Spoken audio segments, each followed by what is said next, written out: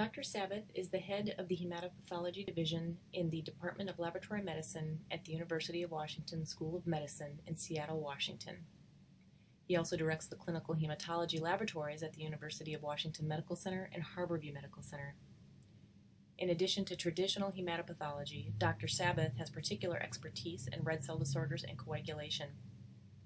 His current research interests include molecular diagnosis of hematologic malignancies and globin disorders, as well as detection of minimal residual disease in hematologic malignancies and solid tumors, and test utilization and coagulation. Dr. Sabath will discuss a 27-year-old female with intractable bleeding after getting her ears pierced. Thank you, Dr. Sabath, for being part of our Expert Hematopathologist video tutorial series. Today I would like to present a case of a 27-year-old woman with a bleeding disorder. Her history includes significant menorrhagia, including 2 episodes that required transfusion. She also had a history of 3 elective abortions, one of which was uncomplicated. One required a transfusion, but she remained an outpatient. And in one case, she required admission to the intensive care unit, where she received 4 units of packed red blood cells, was discharged from the hospital, and had to be readmitted due to continued bleeding. She also has a significant family history in that her mother has required transfusions on a number of occasions. However, none of her other relatives are known to have a bleeding disorder. Upon admission, a number of laboratory studies were performed. Her complete blood count showed a normal white count. She was anemic with a hematocrit of 23%, presumably due to blood loss. And she was found to be thrombocytopenic with a platelet count of 74,000. Her basic coagulation studies showed a normal prothrombin time of 14.1 seconds, a normal activated partial thromboplastin time of 29 seconds, a thrombin time of 17 seconds, and a slightly decreased fibrinogen of 147 milligrams per deciliter.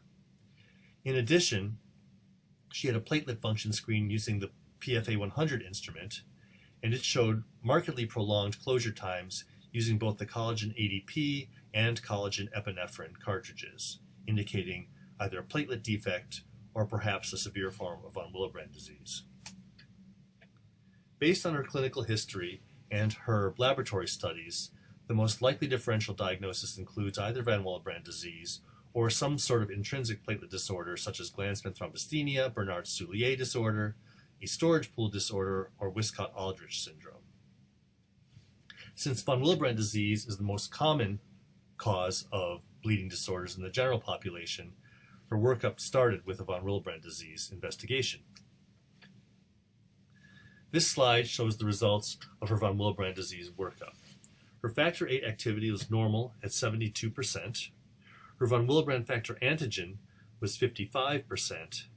However, her von Willebrand factor activity, as measured by collagen binding, was only 23%, yielding a activity to antigen ratio of less than 0.7, which is decreased.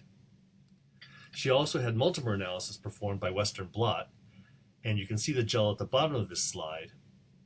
The normal control shows the presence of high, intermediate, and low molecular weight multimers. On the left-hand side, you see a control specimen from a patient with type 2 von Willebrand disease showing a loss of high molecular weight multimers. And then you see the patient, and in that lane, again, you see a loss of high molecular weight multimers. So what type of von Willebrand disease might we be looking at in our case? Type 1 von Willebrand disease is a result of decreased concentration of von Willebrand factor, which is essentially functionally normal.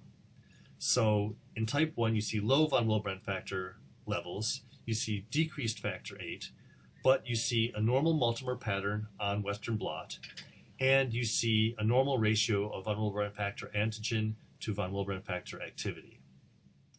In type 2A von Willebrand disease, the defect is a loss of ability to form high molecular weight multimers for a number of different reasons. In this case, when you do multimer analysis, you see a loss of high and intermediate molecular weight multimers, and in addition, when you do a von Willebrand factor activity assay, you see a decreased ratio of activity to antigen. In type 2B von Willebrand disease, the defect causes an increased affinity for platelet glycoprotein 1b. On multimer analysis, you see a loss of high molecular weight multimers, and you see a decreased ratio of von Willebrand factor activity to von Willebrand factor antigen. In addition, patients with type 2b von Willebrand disease frequently show thrombocytopenia. Type 2m von Willebrand disease is a defect that causes decreased affinity for platelet glycoprotein 1b. In this case, you see a normal multimer pattern on Western blot, but you see a decreased ratio of activity to antigen. And finally, in type 2n von Willebrand disease, the defect causes a decrease in affinity for factor 8, and you see a decreased ratio of factor 8 activity to von Willebrand factor antigen and a normal multimer pattern. There's an additional type of von Willebrand disease, type 3, in which there's a complete absence of von Willebrand factor, and this results in a severe bleeding disorder that resembles hemophilia. Our patient was found to have a loss of high molecular weight multimers and a decrease in the ratio of activity to antigen, and that basically leaves us with either type 2A or type 2B von Willebrand disease. In either of these types of von Willebrand disease, you will see a significant bleeding disorder. You should see a positive family history because it's transmitted as an autosomal dominant trait. Typically, you'll see abnormal PFA 100 tests. You'll see a decrease in the ratio of von Willebrand factor activity to antigen. Finally, when you look at multimers, in both cases you will see a loss of high molecular weight multimers, and in type 2A you also see loss of intermediate weight multimers. However, sometimes it can be difficult to distinguish these two because it's sometimes hard to draw the line between the high molecular weight and intermediate molecular weight multimers. So type 2A and type 2B can't always easily be distinguished based on multimer analysis. Our patient was also found to have thrombocytopenia, which would be more common in type 2B von Willebrand disease.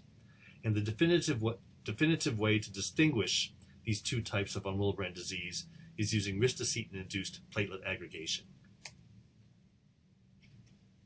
In ristocetin-induced platelet aggregation, you perform platelet aggregometry using both high and low dose ristocetin to stimulate platelet aggregation. In type 2A von Willebrand disease, you see markedly reduced or no aggregation in response to any dose of ristocetin. In type 2B von Willebrand disease, you see hypersensitivity to ristocetin, in which case you get increased platelet aggregation in responses to low doses of ristocetin. In this slide, you see some examples. On the vertical axis, you see light transmittance, and as platelets aggregate, you see increased transmittance of light. In the left-hand panel, you see the results of normal platelet aggregation in response to doses of ristocetin ranging from 0.8 to 1.1 milligrams per mil of ristocetin. And you see that there's no response at 0.8 milligrams of ristocetin, and you see a brisk response at 1.1 milligrams of ristocetin.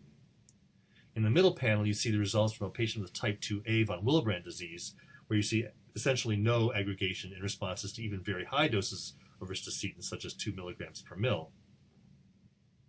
Finally, in the right-hand panel, you see the results of a patient with type 2B von Willebrand disease. In this case, you see very high aggregation in response to doses of ristocetin that are quite low. The 0.5 milligrams per mil of ristocetin shows very high platelet aggregation, whereas in the normal patient on the left, you see no response to 0.8. So obviously the platelets in type 2B are aggregating in response to very low doses of ristocetin, and this is what you see in type 2B von Willebrand disease, and this is what you see in our patient. So what are the clinical implications for type 2B von Willebrand disease? Well, first of all, you cannot use vasopressin or DDAVP to treat type 2B von Willebrand disease. In type 1 von Willebrand disease, you can use DDAVP to cause endothelial cells to secrete their Weibel-Pilaty bodies in which von Willebrand factor is stored, and you can transiently increase the level of von Willebrand factor in type 1 patients if they are having a bleeding episode or if they need to have a minor surgical procedure. If you have type 2B von Willebrand disease, if you treat with DDAVP, the endothelial cells will secrete this abnormal von Willebrand factor, which will then exacerbate thrombocytopenia. So this is contraindicated. If a patient with type 2B von Willebrand disease is bleeding or requires surgery, you essentially have to do factor replacement therapy. The current choices for factor replacement include Humate-P, which is a plasma-derived von Willebrand factor, factor VIII combination, and more recently now we have available recombinant von Willebrand factor, which can be administered with or without factor VIII as needed. Thank you, Dan, for being part of the Expert Hematopathology video tutorial series.